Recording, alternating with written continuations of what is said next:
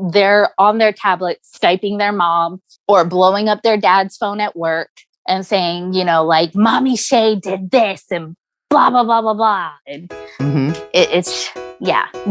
they quote unquote tattle on me. You're listening to the Nacho Kids Podcast, where we discuss all things step family related.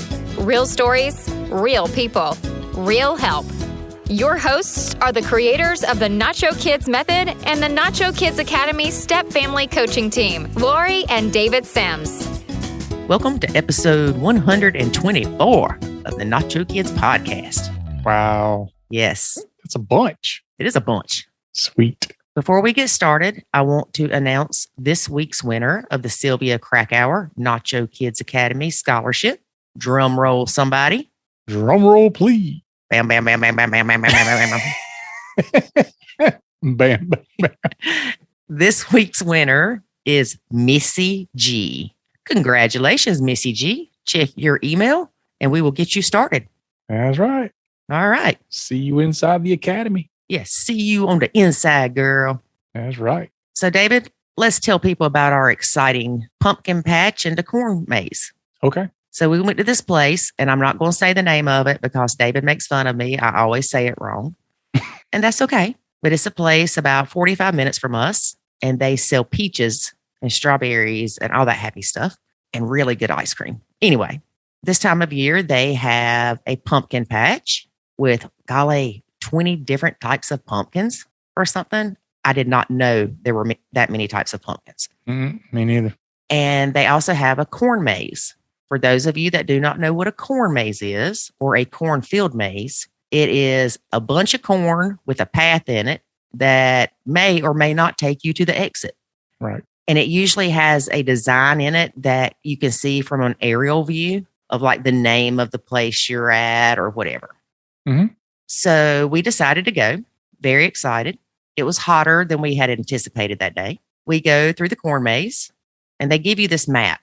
So I'm thinking I'm going to follow the map. All it is a map of what the overview of the maze is.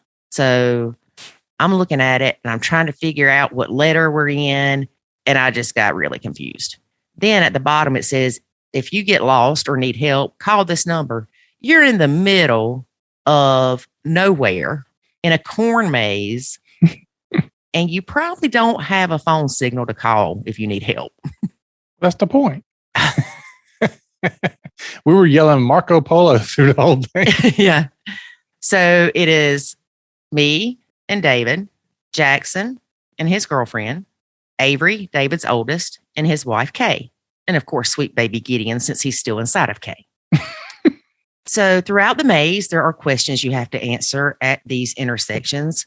One may be, what has vitamin A in it? Carrots or pickles, something. I don't know. And then you choose which way you're going to go. So we're going. And the next thing I know, I get separated from David. I follow Jackson and his girlfriend. Mistake number one. Yes.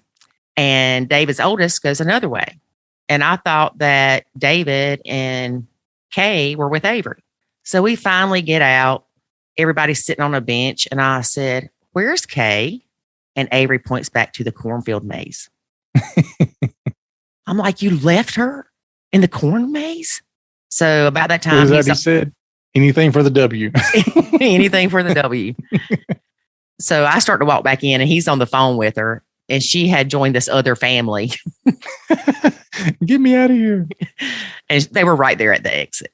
So of course I will probably never let him live down the fact he left his wife in the corn maze. His very pregnant wife. Yes. So then we ride this tractor with, well, not the tractor itself. We rode the, wagon. The trailer. Yeah. To the pumpkin patch. And we get a wheelbarrow and little snipper things to cut the pumpkins. And David and I go to one of the closest ones. Next thing we know, Kay and Avery are not able to be seen. They went so far. They went to the end of the pumpkin patch, like towards the woods. Yeah, like 400 yards away. And so we see the tractor with the trailer coming to pick us up. And so David whistles.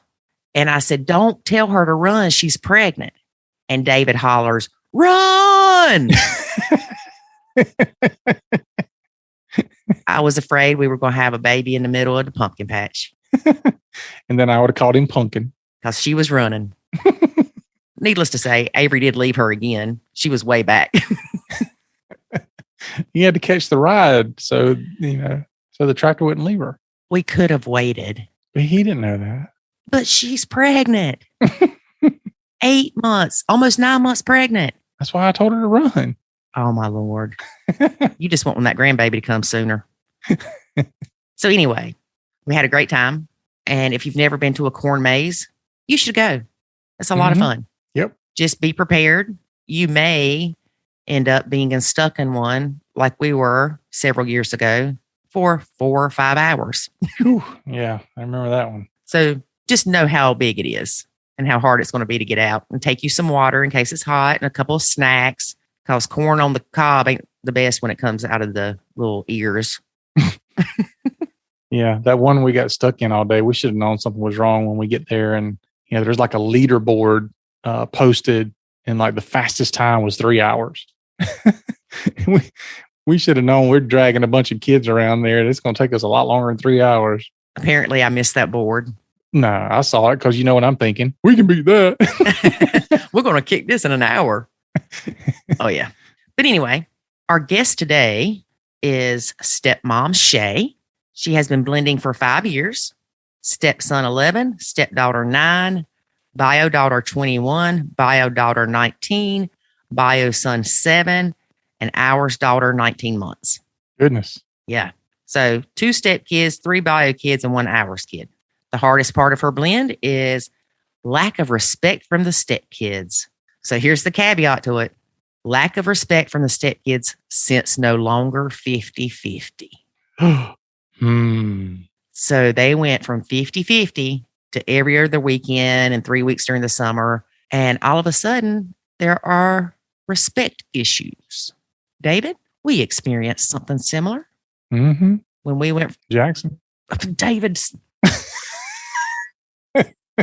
when we went from 11 out of 14 days to 50-50, that's when the heat turned up. Yeah. Yeah. It was easier when we had them more often.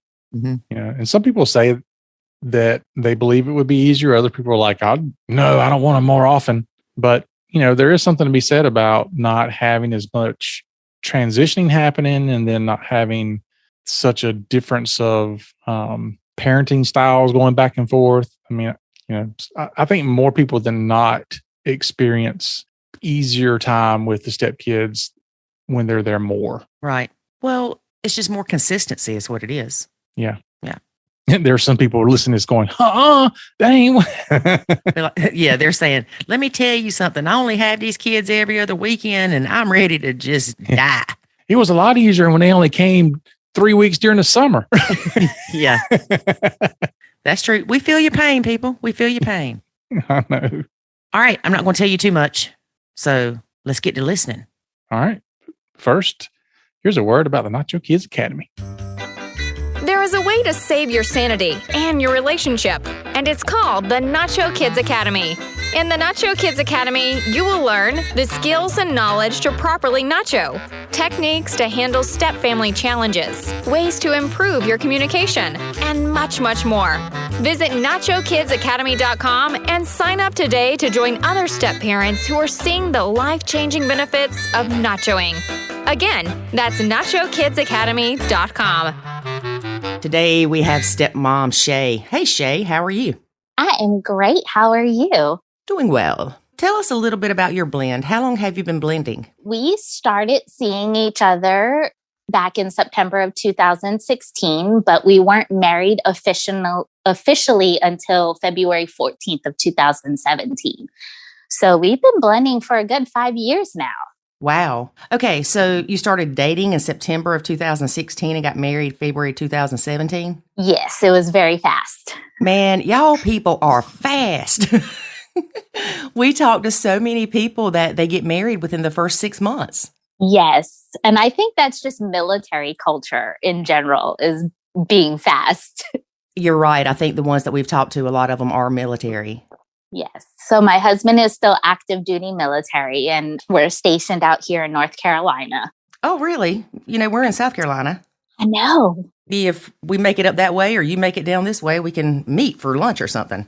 That would be amazing. Like I said, I love you and your husband's relationship. And I started listening to the Nacho podcast because I was going berserk with my stepkids. Does the podcast help you or does it trigger you? It doesn't trigger me, but like, I don't know who the guest was, but she was speaking about her stepson, who's 22 now, but having the ADHD with the slight diagnosis of ODD. And I was like, that's my stepson. That's him. Oh, yeah. Rebecca Irvin. Yes. Yes. She's actually been a guest twice. Yeah. So I sent that podcast to my husband. I was like, this is your kid. This is your spawn. Did he listen to it? I don't know. I keep asking. I was like, did you listen to it? Have you listened to it? I didn't send it to you out of the blue. It's one of those fine lines of you don't want to nag them, but darn it, you want them to listen to it. Right. Mm-hmm. How many stepkids do you have? Just two. I have my stepson who's 11. He'll be 12 in December. Mm-hmm. And then my stepdaughter is 9. Okay. And how often do you have them? Every other weekend when it's school. And then, of course, we get them alternating. I'm not real familiar about how the alternation goes. So I'm not sure if we get them for Thanksgiving or Christmas this year. But, when the holidays come, things like that, like split even and odd years and things like that, spring break.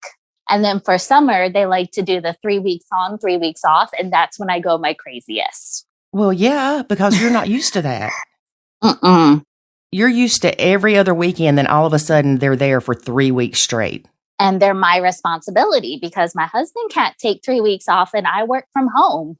So I'm upstairs and like they're just... Is there an option for like a summer camp they can go to during the day? I want to. I have to bring it, but then there's the financials. Like, can we afford summer camp? Yeah, but you staying in the hospital on the 4th floor is going to be more expensive. I get it, because I know a lot of those summer camps are expensive. Mm-hmm. Well, let me back up a second. How many bio kids do you have? 4. And how old are they? 21, 19. My son, his birthday is today, so he's 7. Happy birthday, son. And then we have the ours baby who's 19 months. Okay. Do your bio kids have the same dad except for the hours? No, nobody has the same dad. Really? Yes. So my oldest, who's 21, she lives in Florida. She was my high school pregnancy. My first husband adopted her. My second daughter, who's 19, is my first husband's. Didn't have any kids with the second husband.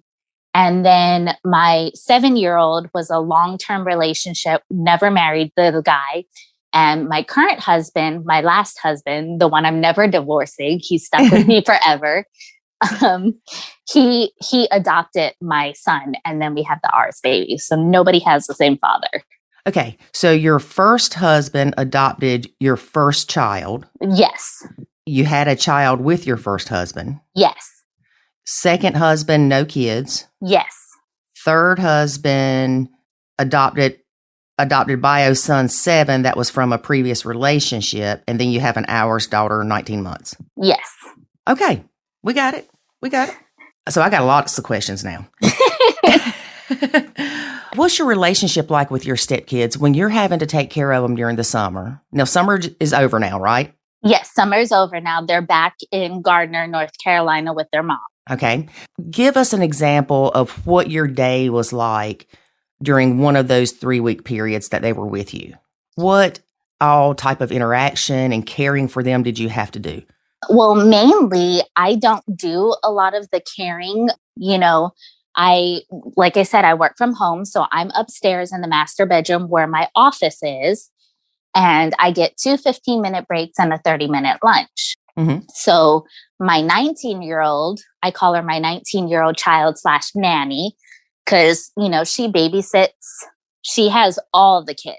She has the baby, she has the 7-year-old, and she has the 2 stepkids. And my interaction with them, if I do something that they don't like, or if I tell them something that they don't like, they're on their tablet Skyping their mom or blowing up their dad's phone at work and saying, like, Mommy Shay did this and blah, blah, blah, blah, blah. And they quote unquote tattle on me. Right. Now, how do they do with your daughter watching them? If she disciplines them for, don't do that or whatever, do they tattle on her as well? Sometimes they do, and they make bogus accusations. Like this past summer, my stepdaughter called her mom and said, McCunna is my 19-year-old. McCunna said she was going to whip my tail or this, that, and the other. And McCunna texted her stepdad, my husband, and was all like, for a fact, I would never lay a hand on Aiden or her, Mm-hmm. So she Skyped her mom and tried to say that. And so, of course, the mom turns around, starts blowing up my husband's phone and was all like, what is this? And I was, I don't know what to tell you, babe.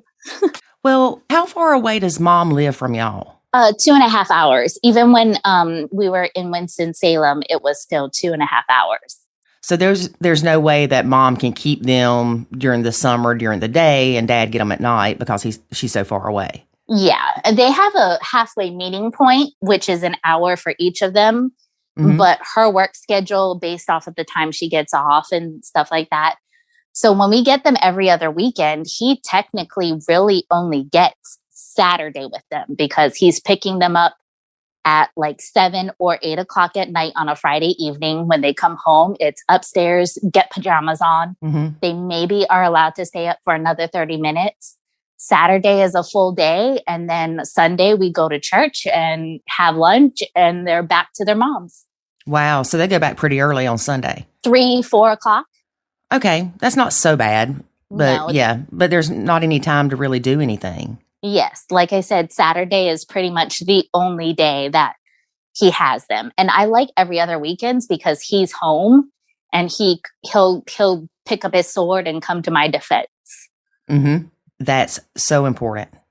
So like this past weekend was his weekend and my stepson stood up at the dining room table just to touch the roof. And I was standing at the counter eating breakfast and I looked up and I saw that and I was like, what in the world are you doing? And he like immediately got down and, started throwing a fit. And I was like, first off, you're 11. You should not be throwing a fit. Second off, my husband was upstairs changing. He came down the stairs and was all like, I don't care if she wants to harp on this topic for 55 minutes. You're going to sit there, be quiet, and you're going to listen. Go, Dad. Yes. So he's really great about that. So he doesn't really have a lot of guilty parent syndrome. I called him a Disneyland dad. Well, with him having them once every other week, basically for 24 hours that he gets to spend time with them, I can see some Disneyland needs, for lack of a better word, but it seems like a lot of the bio parents that are in the military, they don't have the level of guilty parent syndrome that civilians have. I don't think so because, being in the military, they're used to being gone. Mm-hmm. Yeah, you do what they tell you to. Mm-hmm. Like for his son, my 11-year-old stepson, he was gone for the first 13 months of his life. Mm-hmm. He came home for R&R for his first birthday, and then he was right back to Afghanistan. Wow. That's hard. Mm-hmm. It's definitely difficult. I have the luxury of getting him in his military career where he doesn't deploy. So he's forever home. So I don't have to deal with deployments. I dealt with one deployment. It was 30 days. And he was in Lithuania and Latvia living it up. And you were at home not. Yes, exactly. But I only had our son to deal with. I didn't have the baby yet. Right. Well, you said you call him Disney Dad. Mm-hmm. Why do you call him that? I call him Disney Dad because if they need disciplining, because like if they need to not have electronics, not be on the Xbox, if they need something like that, because he only has them on Saturday, he doesn't ground them. He doesn't ground them. He doesn't take the electronics away. He doesn't do any of that because I think that's where the Disneyland dad and the guilty parenting comes in because he feels bad that he only has them for literally that 24 hours. Yeah. So why would he ground them? Exactly. Even though their behavior will rate a punishment of some sort. Right. But he also knows that if he punishes them, that it's going to be a miserable time the rest of the time that he has them. Exactly. And we know that kids get to the point that all of a sudden they're saying, I want to go live with the other bio parent. I don't even want to come for visitation. Oh, and he'll tell them too. He'll be like, if you don't want to come back, that's fine. He'll tell them because he'll tell them, he's all like, I'll still love you. You'll still be my child. But if this is the attitude and the behavior, and this is how you're going to treat my wife in this house, in her house, then I don't want you to come. Wow. He's standing up for you.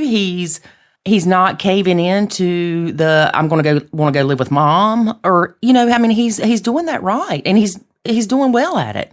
Yes. So, and it hasn't always been like this. This is a new development to where he's become my defender. It's definitely something that has to do with church. Us being very active in our church has definitely opened up his eyes. And so this is not something that he's been doing from the very beginning. And I've actually explained this to him because in the beginning, we actually had 50-50, or he had 50-50, not we. But he had 50-50 because she lived here in the county.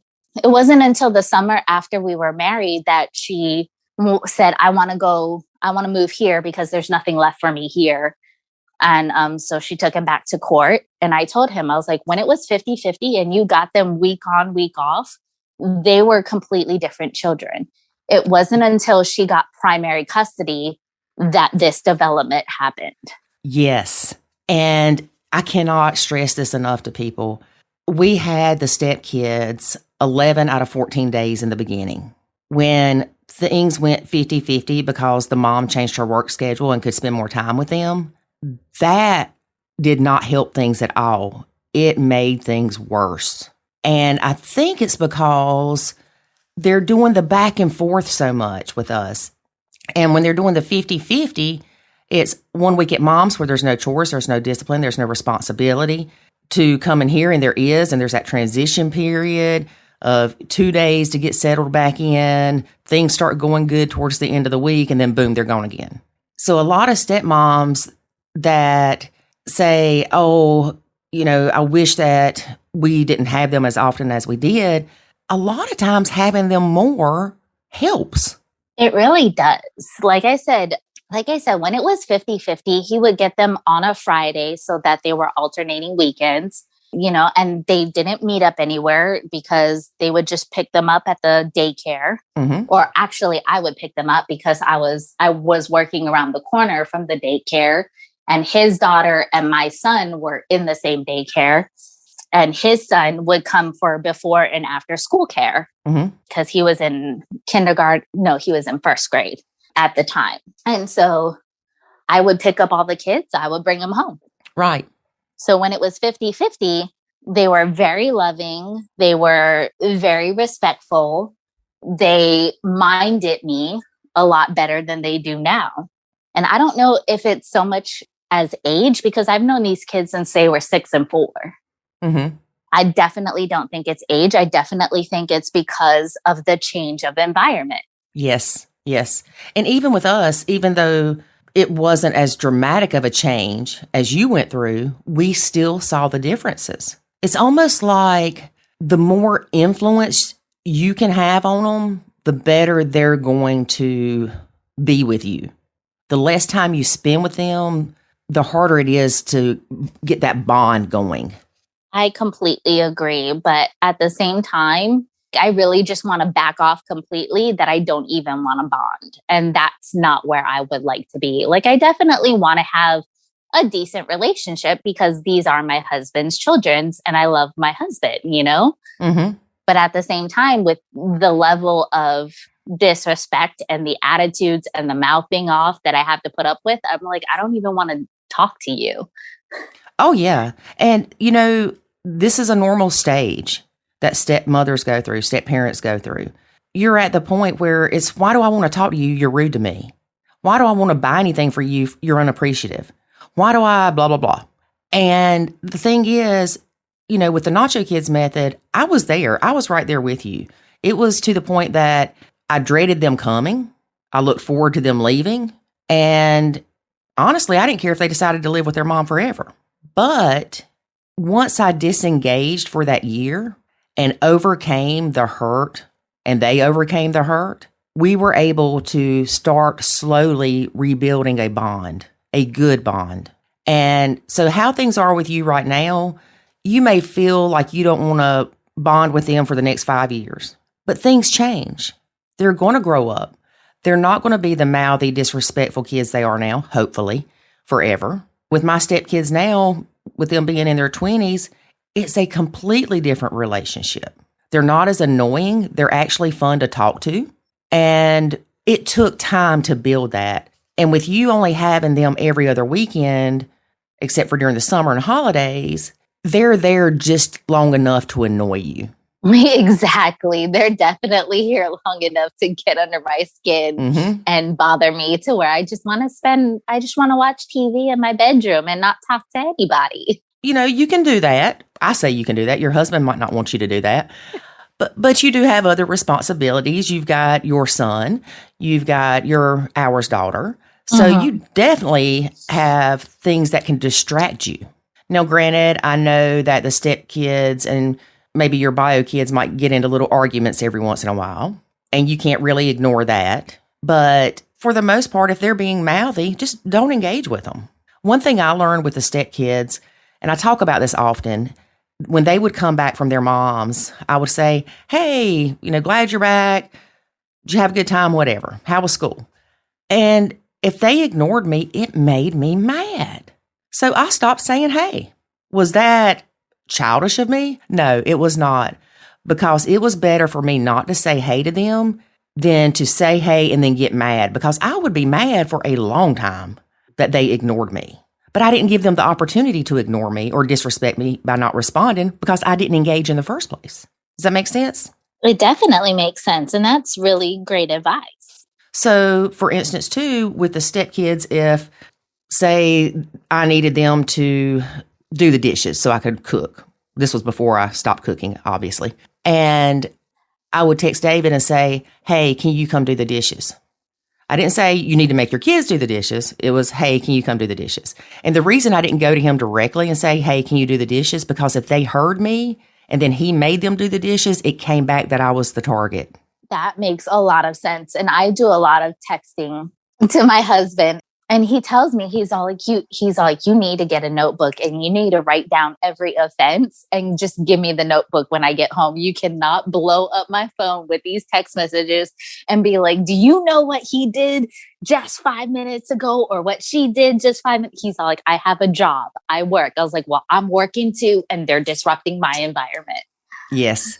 And I get that too. I remember with David, he would walk in the door and I would bombard him with so-and-so did this, so-and-so did that. And I mean, there were 4, so I had plenty of things to complain about. But that started causing problems in our relationship because he felt like he couldn't come home without getting the bad report about his kids. And so he felt like he had to come in and discipline them, which he didn't want to do because he had been working all day, hadn't seen them. He wanted it to be a good time. So what I started doing was I started kicking into the mentality of a babysitter. If I was their babysitter, what would their dad need to know that they did? Amazingly, that list went down a lot. First of all, a babysitter is not going to say, little Johnny did this, and then little Susie did this, and go through the whole scenario. They're going to say, things were good. Maybe little Johnny was a little mean to little Susie. Or, you're not going to go through 20 things. Right. And if you did, you wouldn't be the babysitter anymore. Nope. Definitely not. Now, granted, we know you don't want to be the babysitter, but you're in a situation where your husband can't be home with them, and the only option is for him not to get them during those 3 weeks in the summer. So you're helping him. I suggest, now you've got a little while before they come back, and you have to take care of them, right? Yes. So next summer, you need to remember this, put it in your phone. Next summer, kick into babysitter mode. And don't text him every little thing they do wrong. You can write it down, but don't even give him that book. an hour before he comes home or 30 minutes before he comes home, look at your list that you've made and ask yourself, does he really need to know this? Is this really that important for him to know? Even if he knows this, what's he going to do about it? If he's not going to discipline them, what's the point?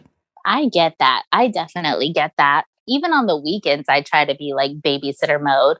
But when he leaves the house, it's like, you can't leave without that one. Yeah. And a lot of times, I know with David and I, it got to the point that I refused to be left alone with the stepkids. And it was because they would come up with some horrendous stories about something I did. If I'm not alone with them, they can't make up crap. Exactly. So how does your husband feel when you tell him that he's got to take stepson and stepdaughter with him? Oh, no, it's just stepson. I just make him take stepson with him because that's his twin. And, I was like, if he could have child at work day every day, stepson will be right there with him, next to him. Because my stepdaughter, she's mouthy, she's sassy. I like to tell her, because she's part Puerto Rican, I said, you can't bring that Puerto Rican mess in this house. I was like, you ain't bringing that stuff in my house. No, ma'am. But she's remorseful. Mm-hmm. So like if she gets mouthy and sassy and she goes stomping up the stairs and has her hissy fit in her room, she's apologetic about it. My stepson will just fly off the handle, and he won't apologize one bit for doing that and behaving that way. Right. And that bothers you. Exactly.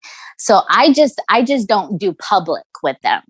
In my house, I don't mind, but I do not do public with them. I am not taking you in public nowhere by myself. Yeah, I don't blame you. Because I don't want to have to explain to them, I don't want to have to explain to anybody. I was like, I'm not responsible for those two's behaviors. I was like, these are mine. I'm raising these. That right there, that's not on me. Yeah, it makes you want to get the kids a shirt that says, she's not my mom. Yes. And get you one that says, Nacho Mom. Exactly.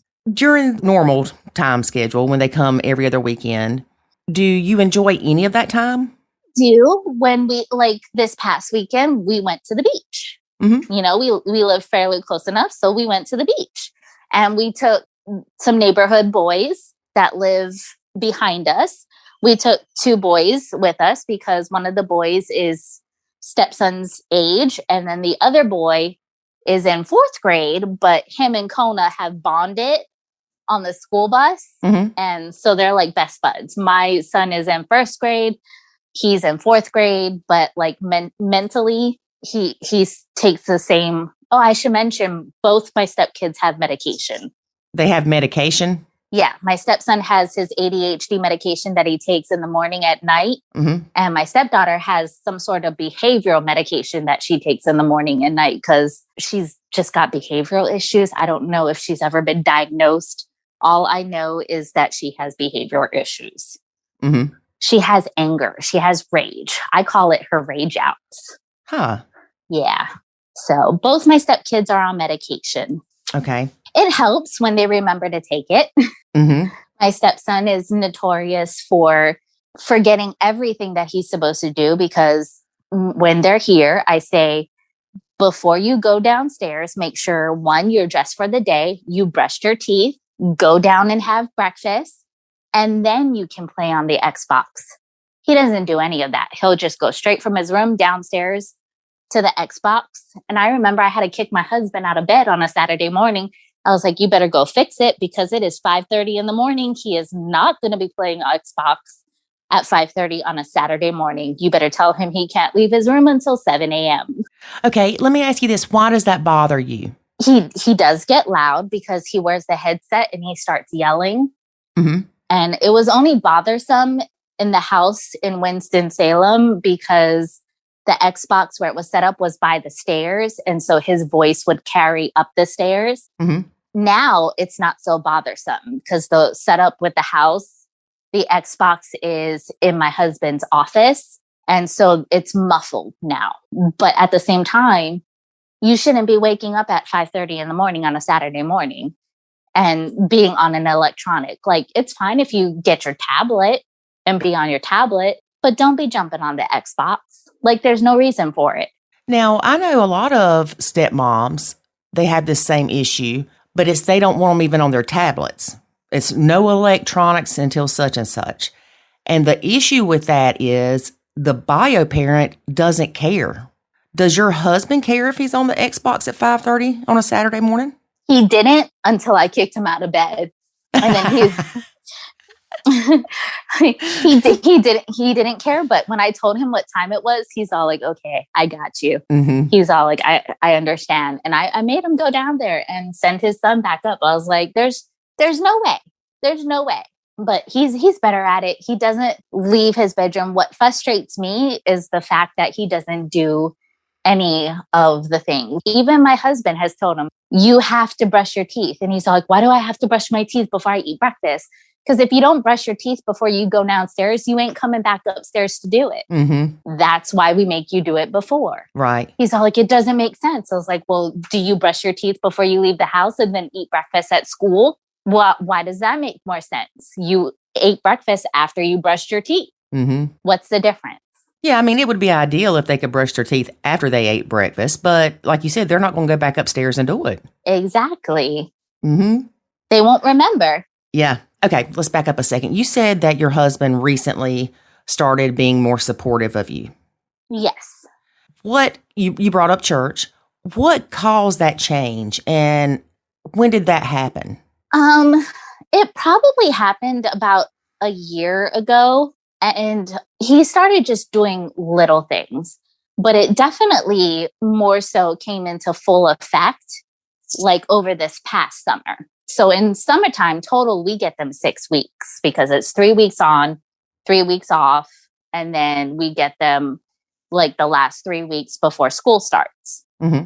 And so with the summertime and them firing back at McConaughey, who definitely understands babysitter mode because these aren't her siblings. Right. And she's probably never going to have kids. You realize that, right? I definitely know she's probably the child that will never, ever have kids. She gets mad at me for taking my vitamin. And I'm like, look, after your baby sister was born, this factory is shut down. I was like, I'm just taking this vitamin because your sister refuses to stop nursing. Oh. And it's a good all around vitamin. So stop firing at me thinking I'm going to get knocked up again. I'm almost 40. So during that time, he just started supporting you more and supporting your daughter more as far as the babysitter or the adult in the home when he's absent? Absolutely. He actually came home and he was fed up. He was pushed to the limit. He literally came home and he was so upset. He told both the kids, he's all like, pack your stuff. You're going back to your mom's.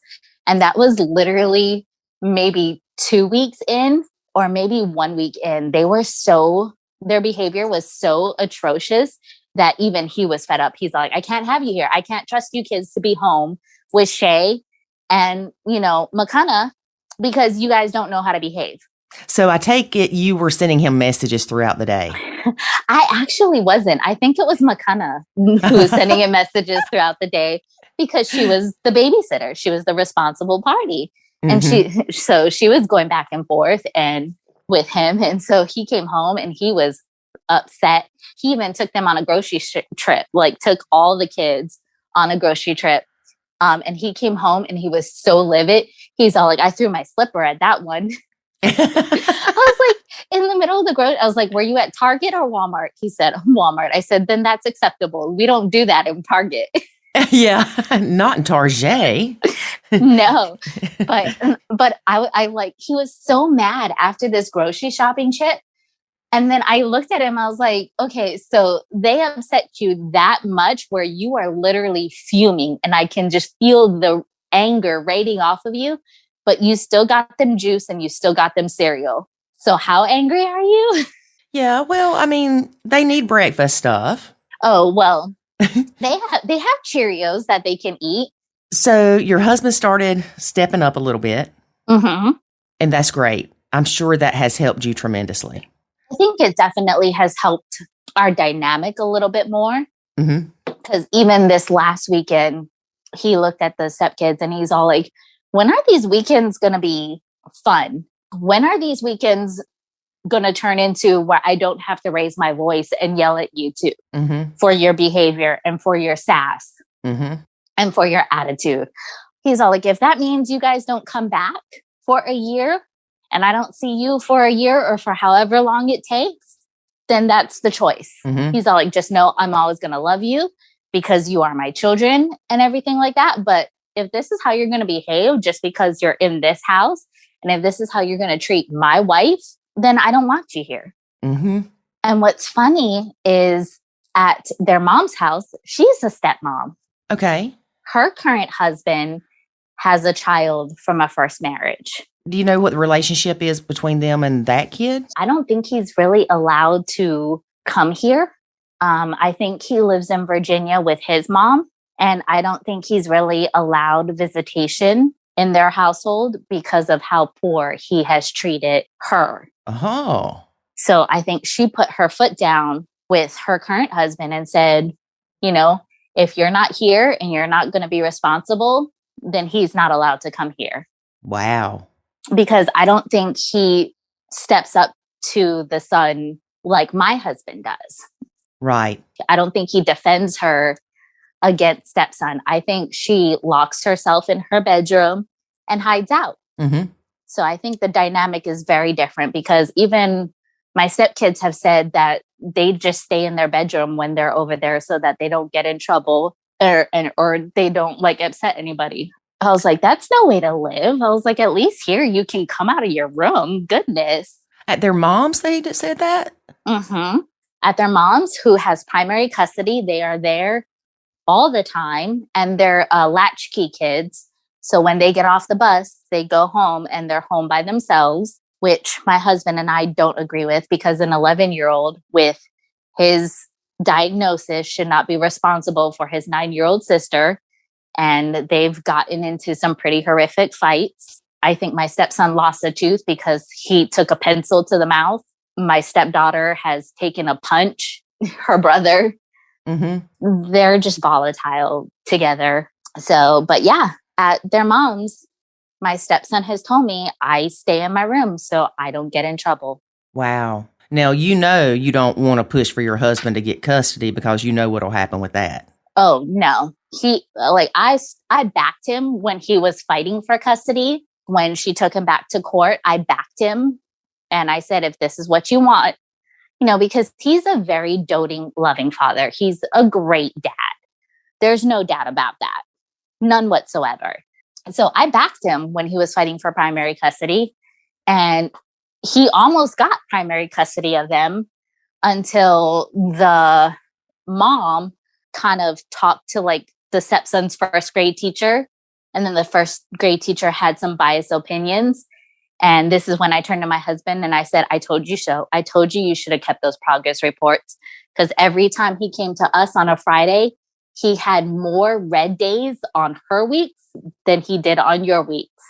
I was like, and had you kept those papers when he came to us on a Friday, you would have had proof to refute what the teacher said. Right. Yeah, we noticed that too. And I'm sure it's very common that the teachers could tell which parent the stepkids were with on which week. Yes. Just because the homework was done or they were more prepared for their test, things of that nature. And I remember one day, David got a call from the school and they said, we know the kids aren't with you this week. And he's like, how do you know? And they said, it's obvious. When a teacher can see the difference that easily, you know that the kids are struggling with the differences in the homes. Definitely. And I think that was back when it was 50-50 and she got her weeks mixed up. She assumed that the more red days came from our house. And that's what she said. The first grade teacher got her weeks mixed up. She thought that the red days were coming from our house versus mom's house. And I was like, that's not true. That's not true at all. He had more red days on her weeks than he had on our weeks. And I told my husband, I was like, you should have kept the papers, but you didn't. Yeah. I don't know how your husband does with things, but a lot of times if we tell them things, it comes across to them as I'm a bad parent. I don't know what I'm doing. and it's kind of bashing them. Does your husband get sensitive to those things? Like when you said you should have kept the papers?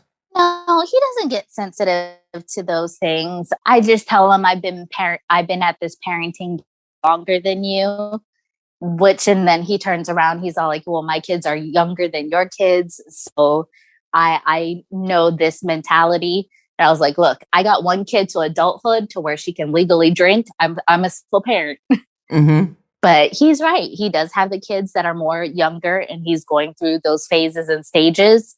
So, Well, and he has less time with them than you had with your kids, right? Well, yes. I had full custody of my kids, my two older girls, up until they were 13 and 11.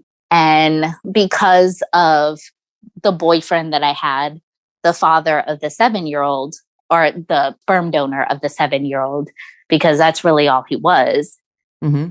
He was abusive mentally, physically. So because I had a poor relationship with him, the girls chose to go live in Florida with their dad. But then after so many years, like my oldest moved out of the house the same year she turned 18, she moved out. Mm-hmm. My 19-year-old, she stayed in Florida, but she moved out of the house and went to go stay with a friend. And then she came up here and spent her senior year up here in North Carolina, and she still lives with us. So their dad's relationship with them has kind of fell through the cracks. And I think it's because of the girlfriend that he chose to have. Right. Do you know what the stepkids relationship is with the stepdad? They definitely respect him a lot more than they respect me. I give you that. But also, I think it's because he's allowed to discipline them by spanking. Oh, okay. He's allowed to whoop their tail. And I think he has whooped their tail a couple of times, with a belt, or I'm not sure. I think it's just mainly the belt. And when the stepkids tell us this and we confront her, she tells them, be like, no, your stepdad tells me what you did, and then I get the belt and whoop your tail, and I was like, okay, the kids wouldn't just be pulling this out of their butt. Like if it happens, it happens. You can't tell them. So, and she works for the government. So the kids really have no outlet to be able to tell anybody what's going on, if they need intervention, if they need to be taken out of her care, because she works for that. She works for the people that come in and take the kids away. Wow. Yeah. So I feel like my stepkids don't not have the ability to go to a teacher or, a verified reporter. Mm-hmm. If they're being abused, they don't have that outlet to be able to tell, because she'll spin it in a way to where her kids are lying, and that's not happening. Number one, that's scary. Number two, I don't understand my kid's lying. People lie so easily. And, if my kid told somebody something and I was asked about it, I wouldn't say my kid's lying. I mean, granted, kids can misunderstand things, but so many people just throw their own kids under the bus to save their own face. They do. And that's the sad part. It is. So what does your husband think about the stepdad spanking them? He's voiced his opinion, but they've been married just as long as we have. We got married in February 2017. They had a full-blown shenanigan wedding in April of 2017. So, we just did the justice of the peace because I'm his second wife. He's my third husband. We weren't about to blow all our money on an actual wedding. Maybe, sure, like if we renew our vows in 10 years, we'll do an actual celebration and stuff like that. But neither one of us was interested in having an actual wedding. Right. So my husband has had his opinions about the stepdad, especially how the stepdad became the stepdad. That's a whole nother story for a whole nother podcast. Oh, no, girl, you can't do that to us. You got to tell us. Well, like I said, my husband was in Afghanistan, and his wife had relationships with the stepdad, and they got married. Why he was in Afghanistan? Yeah. So they weren't married? They were both married to other people. She was married to my current husband, and he was married to his kid's mom. And they worked together in the sheriff's department, and they had relationships with each other, and they were both homewreckers for their own homes. Did they get divorced before they got married? Yes. Okay. Both of them were, their relationship did not start before they were divorced. Right. I got you. So there was some infidelity going on. Yes. Okay. Wow. That's interesting because they say, and they people that know everything. Right. If you came into a relationship cheating, that it's rare that those relationships last. You can't trust. Right. Yeah. How can you trust somebody that cheated on their wife with you? You can't. Right. And, she cheated on her husband with you. Right. I don't know. Maybe they don't care.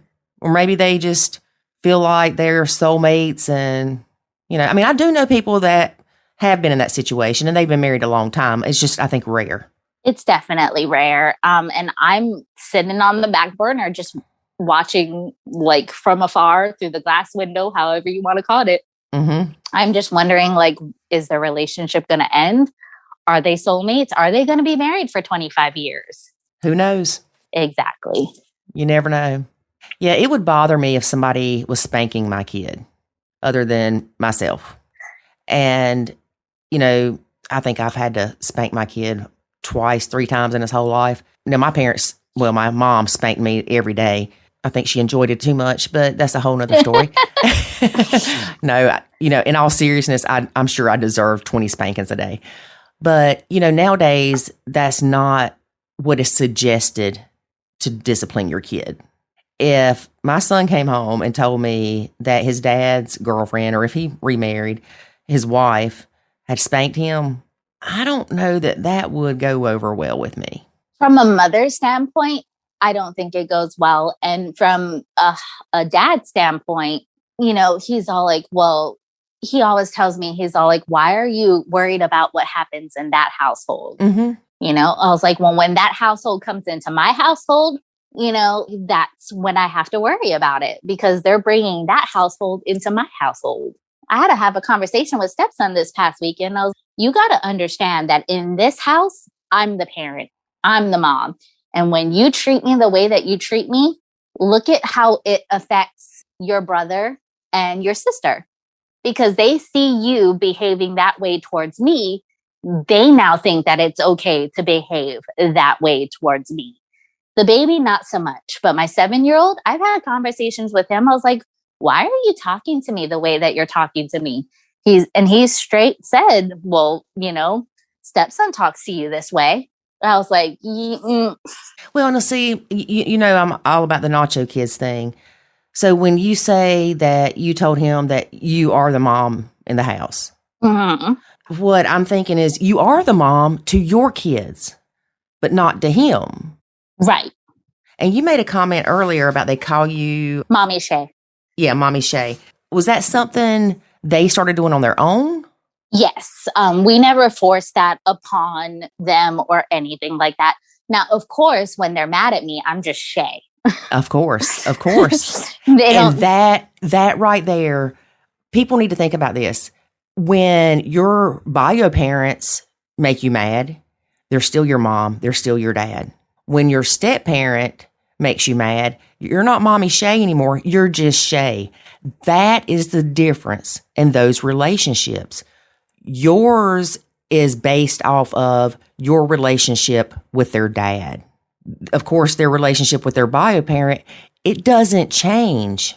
It's like they have unconditional love because it's their bio parent. That's the one. They wouldn't be here on this earth without the dad or the mom. Right. But when it comes to the step parent, it's a choice to have feelings. It's a choice to be respectful. It's a conscious decision that they make, whether or not they're going to listen and mind.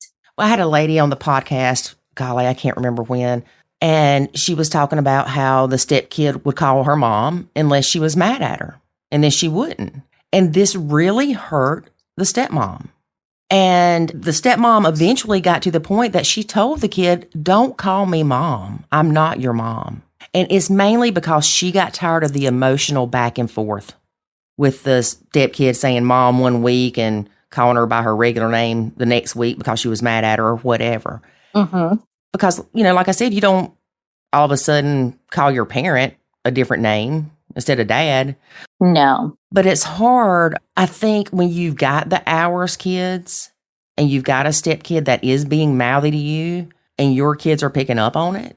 I think it's very important for, like you said, you talk to your kid about it and explain to your kid what little Johnny does may not be appropriate, but I'm not his parent. I'm your parent. And you will not talk to me like that. That's exactly how that conversation went in the car drop-off line at school one morning. Mm-hmm. And in their household, I know they call their stepdad Papa, which I giggle at that because both their mom and their stepdad are younger than us. So the fact that you're calling him Papa, you know, when I hear Papa, I'm thinking like grandpa. And this guy's maybe 35. Maybe. Oh, wow. You know, my husband's birthday is October 2nd. He's turning 37. I'll be 40 next April. That's what I think of. So it makes me giggle every time they refer to him as Papa. And I'm like, that's funny. Do you feel like when your stepkids are there that you are their mom? No, I don't feel like I'm their mom or anything like that. I definitely handle my son, which I consider my son because he's adopted and he doesn't know any other father than my husband. He's been in his life since he was 2. He doesn't even know his sperm donor. Right. Yeah, there's a difference once you adopt a child, they're yours. Mm-hmm. You know, and we had this conversation with the kids because they started, they're trying to tell him you're adopted. And I was like, let's not be rude, you know? And they were trying to say their brother at their mom's house is their real brother. And the kids at our house are not their real siblings. And I'm like, yes, they are your real siblings. Mm-hmm. I was like, your brother at your mom's house is your half brother because the only common denominator is your mom. And your sister at this house is your half sister, but we've gotten them to the point where bio son, who's 7, is not your stepbrother. He's not your adopted brother. He's none of that. He's just your brother. Mm-hmm. A lot of times we see there's no step, there's no half, there's no whatever in our family. We're family. Right. You see all those posts. And it's not saying, if I say my son has 4 stepbrothers, I'm not saying anything bad. It's the truth. They're not his biological brothers. And I think people like to sugarcoat life. I definitely don't sugarcoat life. When I speak about my stepkids, they're just that. They're my stepkids. I don't claim this is my son, this is my daughter. I will say this is my stepson, this is my stepdaughter. Mm-hmm. Some people get upset with that. Yeah, they'll say, they're your kids. No, they're not. No, they're not, especially when they're behaving like that. They ain't mine. Well, the thing is, they're not your kids legally, biologically, in any way, shape, or form. Right. I can't take them to a doctor's appointment or a dentist appointment without having permission from somebody. Right. But society thinks that you should treat them just as your own kids when you have no legal rights to these kids or decisions about them. If something were to happen with their dad, I would never see them again. Right. So your bio daughter, 19, was from my first marriage. Does she still have contact with her dad? No, she has contact with her grandparents, his parents, but she doesn't talk to her dad at all. The bio daughter, 21, he adopted her, right? Mm-hmm. Does she have a relationship with him? No. Huh. In fact, her grandparents bought both girls a plane ticket to spend Thanksgiving in Kansas. And when my oldest, this was before she was 21, I think she was 20. I think it was the year before she turned 20. When my oldest found out that her dad was going to be there, she said, nope. She said, I will pay you back for that airline ticket. And she sure did. She gave her grandparents $500 and said, here you go. I am not going to be there if he's going to be there, especially with his girlfriend.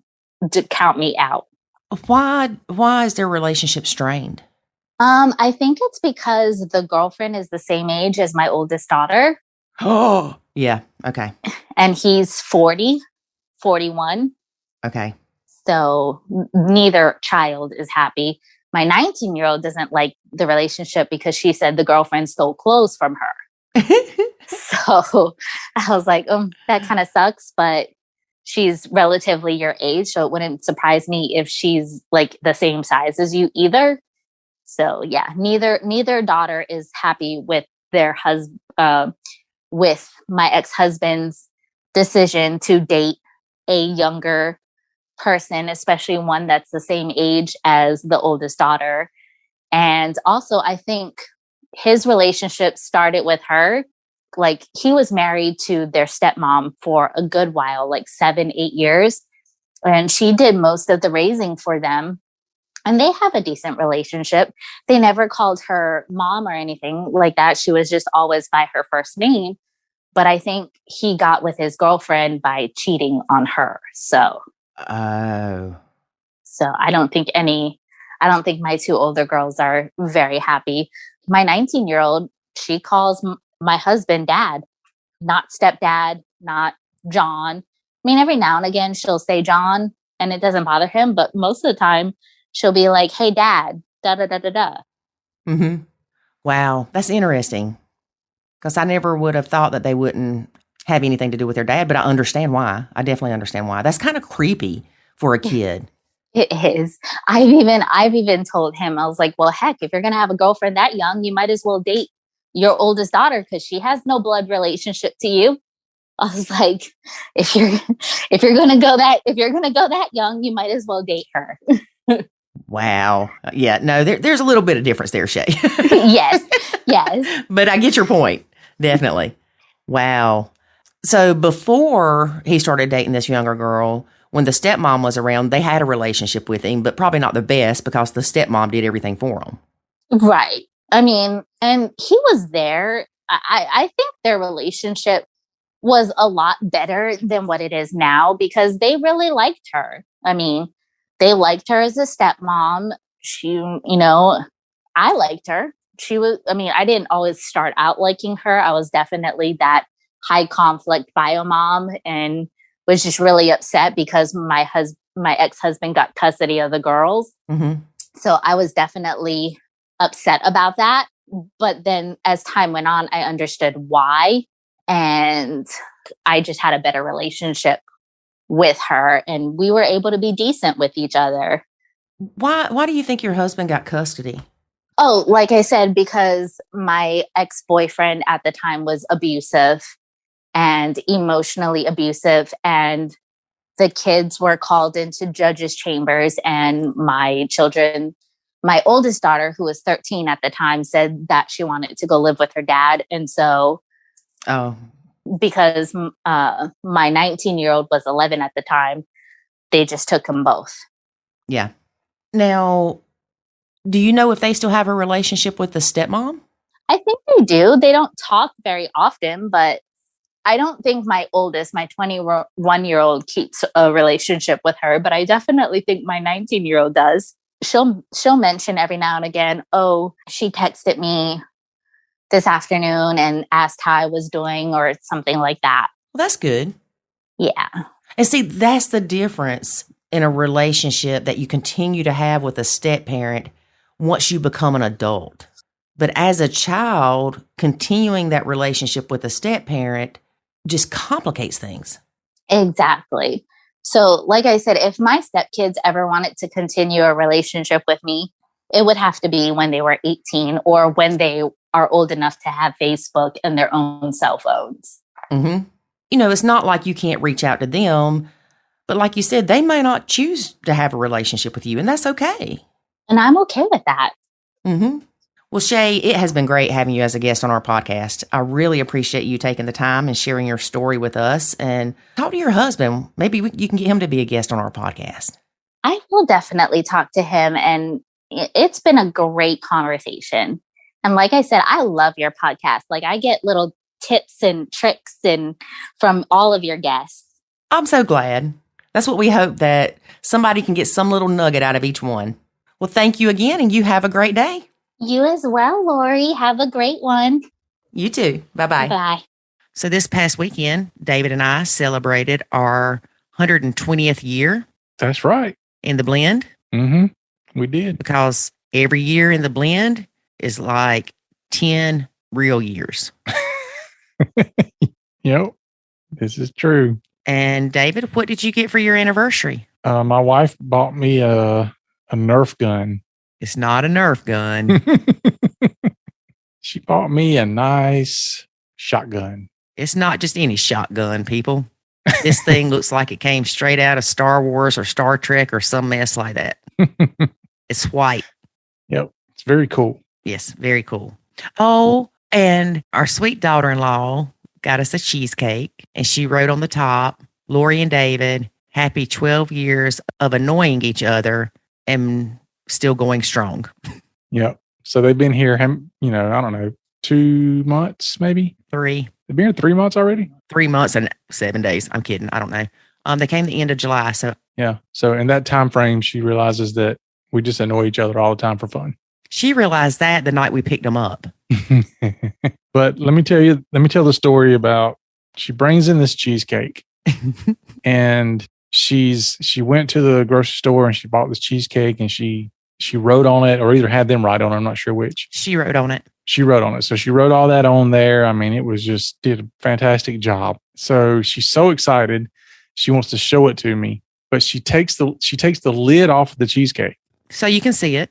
So because it had like frost inside the little packaging or whatever. So she takes the lid off the cheesecake and she holds it up to show it to me. And the cheesecake starts to slide off of the little tray, and 3 or 4 pieces hit the coffee table. 1 piece hit the floor. So she quickly puts the cheesecake tray down, and I'm like, well, the coffee table is clean. We salvaged that one. So we only lost one piece. So picked the one up off the floor, threw it away. In the meantime, I'm standing there. I couldn't even help her because I had a hot crock pot in my hand. I was carrying it out to my parents' car to give them some stuff that we had made in the crock pot. And so I'm just standing there holding this crock pot. My mom walks in and she's trying to help. Lori's standing outside looking in the window with her mouth wide open, like, oh my God, what just happened? Because everybody's screaming because cake's falling everywhere. So she comes in. And well, my mom grabs the cake after we got it all put back on the tray. She grabs it and picks it up to go put it on the table. And guess what happens? It fell.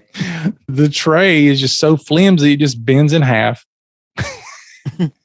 And half the cheesecake falls on the floor. And I'm like, good grief. So she puts it down real quick. At this point, I'm like, let me do it. I grab it, move it with 2 hands. And it's like super flimsy. But yeah, because cheesecake's heavy. Yeah.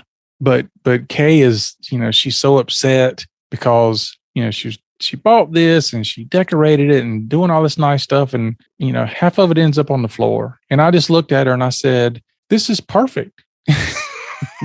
She's like, what? I said, this is the exact representation of our marriage. It started out all pretty and beautiful and nice, and it just fell apart. No matter how much we tried to pick it all back up, it fell apart again. I said, but in the end, it all just tastes great.